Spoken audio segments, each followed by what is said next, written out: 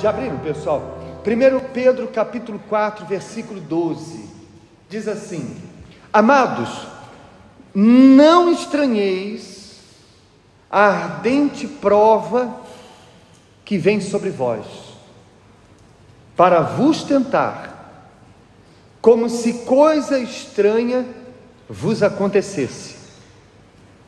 Mas alegrai-vos no fato de serdes participantes das aflições de Cristo, para que também, na revelação da sua glória, vos regozijeis e alegreis. Amém? Então, se o Espírito Santo precisou usar Pedro para dizer para aqueles cristãos que eles não estranhassem a ardente prova que eles estavam a passar, como se coisa estranha tivesse acontecendo, é naturalmente porque havia ali alguns cristãos que não estavam entendendo o porquê eles estavam passando por aquelas provas. Por isso, o Espírito Santo usa aqui o apóstolo Pedro para dizer para eles o seguinte: olha, não estranhem não, não estranhem como se isso não fosse normal, porque estranho seria se isso não estivesse acontecendo, porque o Senhor Jesus, em todo o seu ministério, sempre afirmou que aqueles que quisessem seguir a Ele seriam perseguidos como Ele foi perseguido, aqueles que amassem a Ele seriam odiados como Ele foi odiado. Então é impossível que uma pessoa sirva Jesus, que uma pessoa aceite Jesus, que uma pessoa seja um seguidor de Jesus e não passe pelas coisas que Jesus passou.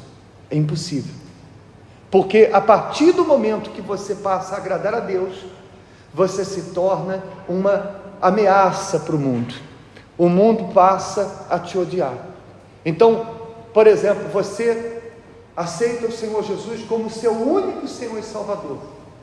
Aí você chega em sua casa e começa a tirar todas aquelas imagens que você tinha de dentro de casa. Aí chega a sua família e vê que você tirou todas aquelas imagens e começa o quê? Começa a dizer: mas vem cá, cadê as imagens? Porque isso, porque aquilo, porque a nossa religião é a religião dos nossos pais. E eles, sem saber, porque eles não conhecem a palavra, eles não ouviram ou não conhecem o que nós conhecemos, acabam sendo um instrumento que o diabo usa para nos perseguir. Percebe isso, não? Você, por exemplo, se converte, você se batiza nas águas e decide viver uma vida de acordo com a palavra de Deus, e aí você chega no namorado, na namorada e diz: olha, a partir de hoje o nosso namoro tem que seguir determinadas regras. E ele diz: não, como é que pode? O que esses pastores estão fazendo com você? Porque você agora virou uma fanática. E aí ele diz: olha, então não quero mais nada com você. E aí você perde o namorado e não entende o porquê que ele te desprezou, que ele te rejeitou. Percebe sim ou não?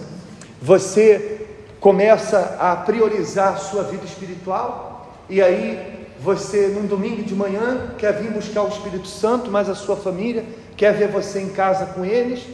É férias, o marido está em casa, os filhos estão em casa, e todo mundo está em casa. De repente vê você acordar cedo, pegar a sua Bíblia e vir para a igreja, e aí começa a dizer: mas por que você está indo tão cedo?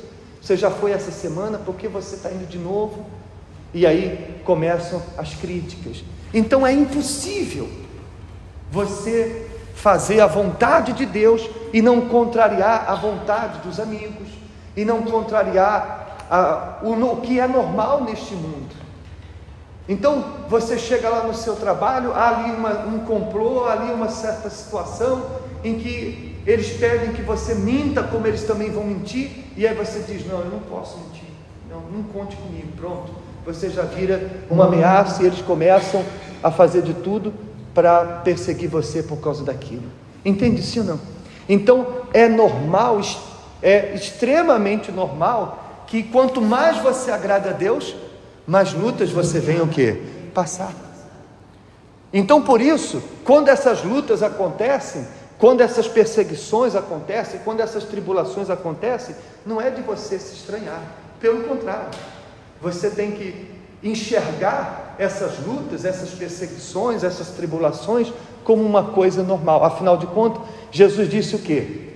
Que largo e espaçoso é o caminho que conduz à salvação. Amém? Não. É apertado e estreito. E ele ainda acrescenta, e são poucos os que passam. Então, é apertado, é estreito, e esse estreito desse caminho são essas lutas, são essas perseguições, são essas injustiças. A igreja do Senhor Jesus passa por isso. Você é testemunha, quem está há muitos anos na igreja sabe como a igreja é perseguida. Mas você queria o quê? Que o mundo aplaudisse, que os canais de televisão falassem bem da pregação do Evangelho, se a mídia deste mundo está nas mãos do diabo? Não. Então é evidente que hajam ataques, é evidente que hajam fake news, sempre houve. É evidente que haja perseguições, sempre houve. E não é agora que vai deixar de quê? De existir. Então a primeira coisa que o apóstolo Pedro fala para eles é que eles têm que o quê? Esperar as lutas, que eles têm que se habituar às lutas, às tribulações. Mas ele diz assim, versículo 13: mas alegrai-vos no fato de serdes participantes das aflições de Cristo, para que também na revelação da sua glória vos regozijeis e alegreis. Se pelo nome de Cristo sois vituperados, ou seja, perseguidos, bem-aventurados sois, porque sobre vós repousa o Espírito da glória e de Deus. Quanto a eles, e a glória de Deus quanto a eles, e é ele sim blasfemado, mas quanto a vós é glorificado. Ou seja, quanto aos incrédulos, Deus é blasfemado, mas quanto a nós, Deus ele é o quê? Glorificado. Então, além de aceitar as tribulações como parte natural, como algo comum na vida de quem é convertido, ele também diz em seguida que temos que nos alegrar. Realmente é algo que o incrédulo não entende. Como que eu posso me alegrar ao ser desprezado? Como eu posso me alegrar ao ser rejeitado? Como eu posso me alegrar ao ser perseguido? Humanamente falando, isso não faz o quê? Não faz sentido. Mas é exatamente isso que a gente vê na história dos cristãos do passado. A história diz que quando, no auge da perseguição dos cristãos da igreja primitiva, quando o imperador romano queria de todas as maneiras acabar com o evangelho, para intimidar os cristãos, ele pegava alguns cristãos que estavam presos e levavam nas arenas para serem devorados pelos leões, pensando ele que os cristãos, quando ouvissem isso, iriam ficar intimidados e iam negar a fé. Só que o que aconteceu foi exatamente o contrário. Eram os cristãos que enchiam as arenas e iam lá assistir os seus companheiros sendo mortos pelos leões. E quando os leões entravam na arena e começavam a devorar os cristãos, o que os cristãos faziam? Os cristãos que estavam na arena cantavam louvores, batiam palmas e se alegravam por aquilo. Por quê? Olhe para mim, por favor. Porque eles consideravam uma honra sofrer por Jesus um pouco do que Jesus sofreu por nós. Percebe sim ou não? Era para eles um privilégio passar por aquelas lutas. E por que ele é um privilégio? Por que eu tenho que me alegrar por passar por essas lutas? Porque se você é uma pessoa convertida, de verdade, está vivendo na presença de Deus, você sabe que aquela luta está se levantando porque você está agradando a Deus. Então você se alegra porque você sabe que tudo aquilo que está acontecendo é apenas um grito de desespero do diabo por estar vendo você tão bem com Deus e querendo de alguma maneira tirar essa paz de dentro de você. Sabe quando você vê ali o diabo naquelas lutas, gritando de ódio contra você, e você olha para tudo aquilo e você diz assim: diabo, você está perdendo o seu tempo, porque eu não vou me intimidar. Eu imagino a cara do imperador quando ele ia lá no estádio achando que ia ver os cristãos chorando e via os cristãos cantando e louvando. eu imagino a cara de ódio que ele ficava. É a cara de ódio que o diabo fica quando ele vê você passando por lutas e feliz porque você está sendo rejeitado pelo mundo, desprezado pelo mundo, perseguido pelo mundo, porque você aceitou Jesus como Senhor da sua vida. Percebe isso? Você vê aquela rejeição como um sinal de que o mundo te odeia. E por que que o mundo te odeia? Porque você desprezou o mundo, você rejeitou este mundo. Amém? Então, além de esperar as lutas, tribulações e se alegrar, ele também diz ainda no versículo 15, que nenhum de vós padeça como homicida, ladrão ou malfeitor, ou como quem se intromete em negócios alheios. Aqui eu quero que você preste muita atenção. Mas se padece como cristão, não se envergonhe, antes glorifique a Deus nessa parte. Então olhe para mim, por favor.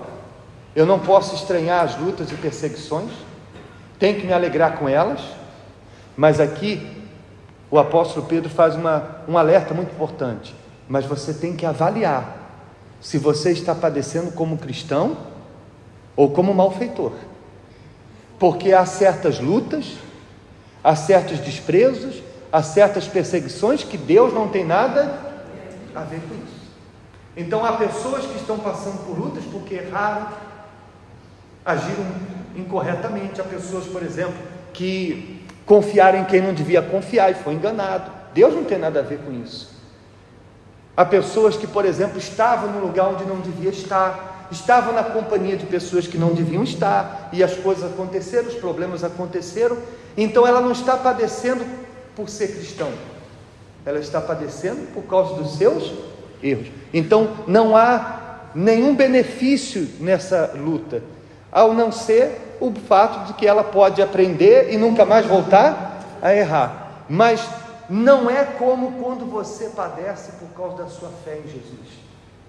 É totalmente diferente. Inclusive aqui mesmo, no capítulo 2, no versículo 19, ele também fala sobre isso. Pedro fala assim, volta um pouquinho atrás aí. Ele diz assim: porque é coisa agradável, acharam? Porque é coisa agradável que alguém, por causa da consciência para com Deus, sofra agravos e padeça injustamente. Olhem para mim, por favor, preste muita atenção para você entender o que Pedro está querendo dizer aqui. Que Deus se agrada quando nós sofremos por causa da nossa consciência para com Deus. Então, por exemplo, uma pessoa me chama para sair numa noitada, onde vai haver vícios, bebidas, coisas que não agradam a Deus, e eu, para conservar minha consciência para com Deus, eu digo: não, muito obrigado, olha, eu não quero ir. Aí eles dizem: está vendo? Está nos desprezando, está nos rejeitando, agora só quer saber de igreja, e viram as costas. Eu estou sofrendo a rejeição deles, o desprezo deles, por causa da minha consciência para com Deus. Então, ao sofrer dessa maneira, Deus se agrada. Percebe sim ou não? Você, por exemplo, está sendo tentado, e diante daquela tentação, você, para conservar sua consciência para com Deus, você diz o seguinte: não, eu não vou fazer o que eles querem, eu vou fazer o que diz a palavra de Deus. E aí eles rejeitam você, mandam embora, desprezam, perseguem você, porque você não quis fazer o que eles queriam, mas fez a vontade de Deus. Então você está sofrendo por causa da sua consciência para com quem? Com Deus. Isso está escrito, é agradável a Deus. Amém? Deus se agrada. Aí você pode se perguntar: mas como assim, pastor? Deus se agrada de ver eu ali gemendo e sendo perseguido? Deus se agrada porque Ele vê nessa sua escolha o quanto você ama Ele. Ele está vendo que você prefere passar por isso só para estar bem comigo. E Deus se agrada disso. Deus se agrada disso. Então vamos voltar lá, por favor, no capítulo 4. Então ele diz: Mas se padece como cristão, não se envergonhe. Não se envergonhe, você não tem do que se envergonhar. Antes, glorifique a Deus nessa parte, porque já é tempo que comece o julgamento pela casa de Deus. E se primeiro começa por nós, qual será o fim daqueles que são desobedientes ao Evangelho de Deus? Olhe para mim, por favor. Aqui há uma coisa muito importante que a gente não pode deixar passar despercebido. Quando Deus fala que o julgamento vai começar pelos que, como Ele diz, porque é tempo que começa o julgamento pela casa de Deus. Ou seja, a gente tem mostrado para vocês aqui na noite da salvação, que quanto mais é dado, mais será o quê? Cobrado. E aqueles que conhecem a palavra, Deus vai exigir mais deles, não tenha dúvida disso.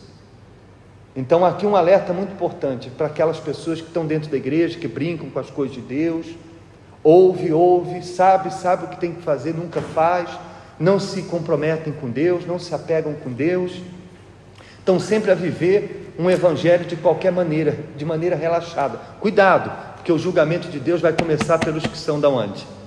Da igreja. Então ele diz, se o julgamento vai começar por nós, qual será o fim daqueles que são desobedientes ao Evangelho de Deus? Se o justo apenas se salva, onde perecerá o ímpio e pecador? Portanto, também os que padecem segundo a vontade de Deus, o que ele diz? Encomendem-lhes a sua alma, como ao fiel Criador, fazendo o bem. Então ele termina dizendo, não estranhe as provas, alegre-se com elas, avalie se você não está passando por isso por sua causa, e por fim, se você reconhece que isso é uma prova da sua fé, que é uma tentação, uma tribulação que você está passando por causa da sua fé, então ele diz, encomende a sua alma, entregue isso nas mãos de quem? De Deus, e permaneça firme até o fim. Amém? Porque se você está passando por uma luta, olhe aqui nos meus olhos, por favor. Se você está passando por uma luta, você pode ter certeza, você vai sair dela mais forte do que quando você entrou. Amém. E depois virá outra. Já não ouviu mesmo amém? Amém. Você vê que o amém, para quando eu falei que você ia sair mais forte, foi um. Quando eu falei que ia vir outra, o amém foi outro, foi mais fraquinho.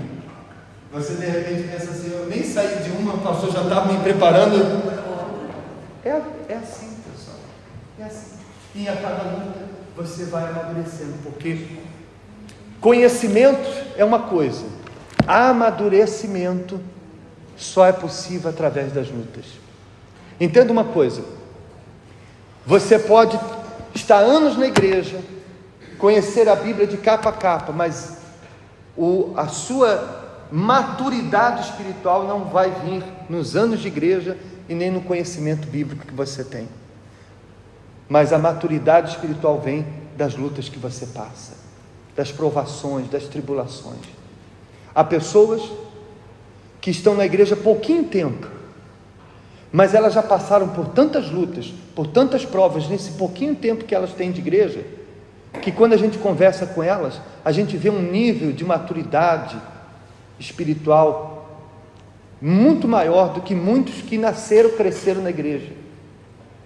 A gente vê, ao conversar com essas pessoas, que há uma certa maturidade espiritual nelas, que em muitas pessoas com 20, 30 anos de igreja não se viu. Por quê?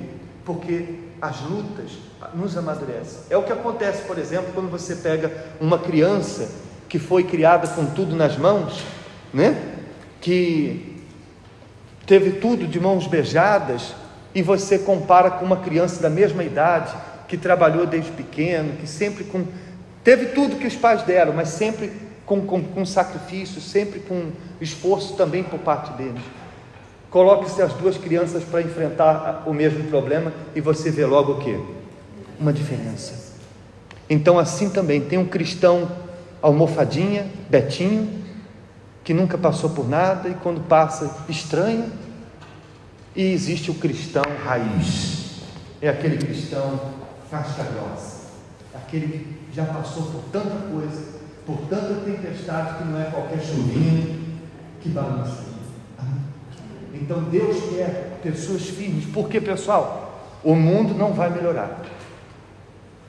Eu sei que hoje você deve estar pensando que eu vim disposto a apavorar você, mas eu estou sendo sincero, o mundo não vai melhorar, as pessoas não vão melhorar, e quanto mais tempo passar, enquanto Jesus não voltar, olhe para mim, por favor, mais difícil será permanecer na presença de Deus.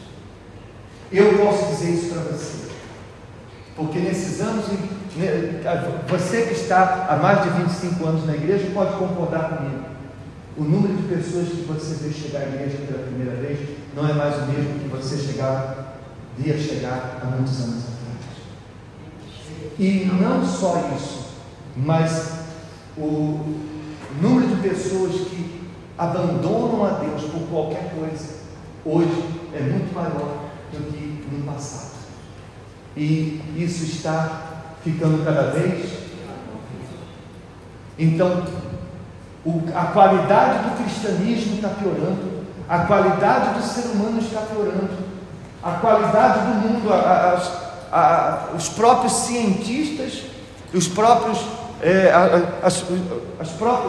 incrédulos reconhecem que o mundo está caminhando para um caminho sem volta. Então, por isso, Deus quer nos amadurecer, e para isso, para nos amadurecer, para estarmos prontos para as lutas que há de vir pela frente, Ele tem que permitir que hoje a gente passe por lutas, perseguições, tribulações, para que a gente possa ficar cada vez mais forte e permanecer fiel até o fim. Amém?